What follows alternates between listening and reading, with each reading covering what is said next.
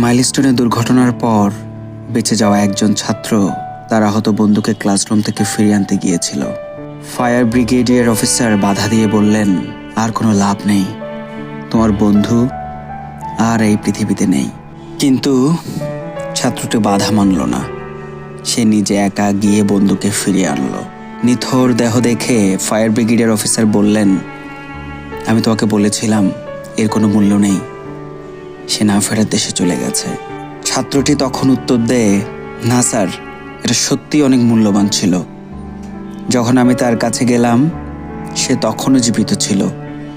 আমার বন্ধু আমাকে দেখে শেষ হাসিটা হেসেছিল এবং তার শেষ কথাটা ছিল, বন্ধু, আমি জানতাম তুই আসবি।